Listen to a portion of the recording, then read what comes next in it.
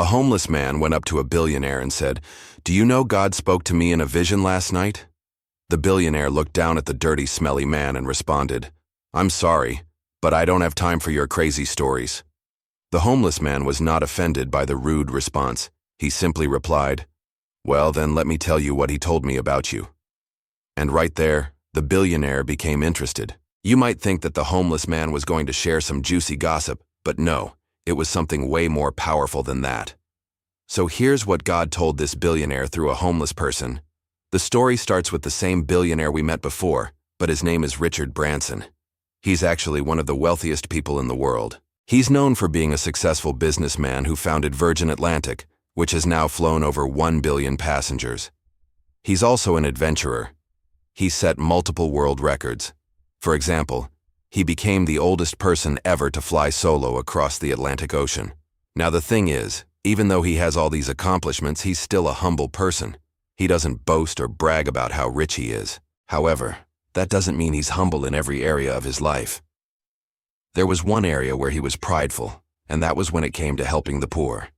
He would always think to himself, "I've earned my money fairly. Why should I give it to someone who's just lazy and doesn't want to work?" Then one day, while he was walking back from work, he decided to take a shortcut through an alleyway.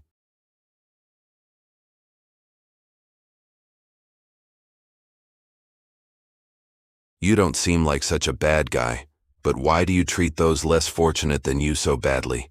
Don't you know they're made in God's image too?" Richard turned around to see who had spoken, but there was no one there. He thought it must have been a trick of the light, so he walked on, but then he heard the voice again. "You don't seem like such a bad guy, but why do you treat those less fortunate than you so badly? Don't you know they're made in God's image too?" Again, Richard turned around, but there was no one there. So he started to walk faster.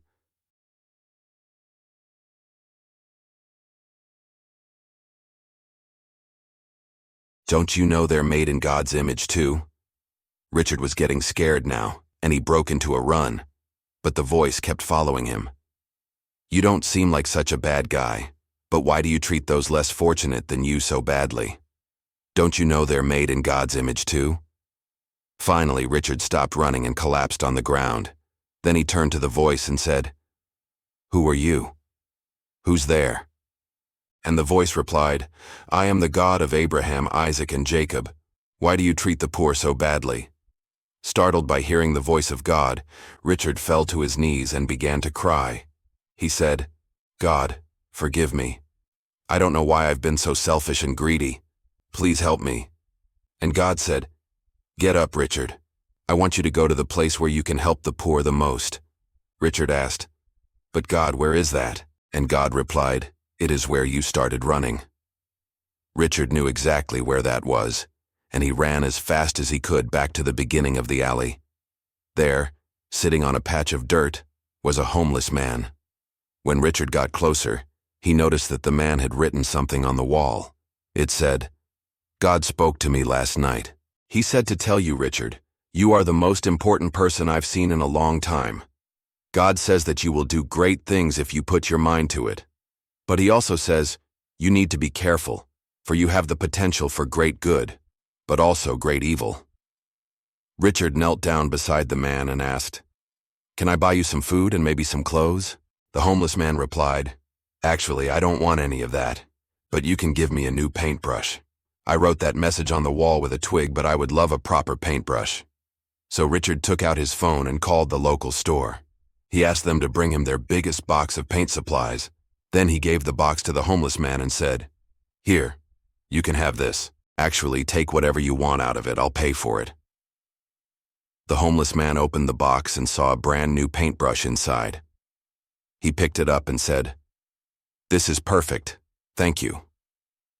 Then he handed the rest of the supplies back to Richard and said, "Please give these supplies to someone else who needs them. I don't need anything else. I'm fine with what I have." So Richard left the alley feeling very humbled and ashamed. He realized that he had judged the homeless man unfairly. He had assumed that the man was just lazy and didn't want to work. But the man had accomplished something very meaningful, and that was to write a message of hope and encouragement for Richard. As Richard walked away, he couldn't stop thinking about what the homeless man had said. "You are the most important person I've seen in a long time. God says that you will do great things if you put your mind to it. But he also says you need to be careful, for you have the potential for great good, but also great evil." Richard knew that the homeless man was right. He had the potential to do great things, but he had been focusing on the wrong things. He had been consumed with making more money and had lost sight of what really mattered. From that day forward, Richard changed his ways. He began to focus on using his wealth and influence to help others. He started several charities and foundations that have helped millions of people around the world. And he never forgot the lesson he learned from the homeless man. He always carried a small paintbrush with him as a reminder. Now, before we wrap up, I want to ask you, what's the biggest lesson you've learned from someone unexpected?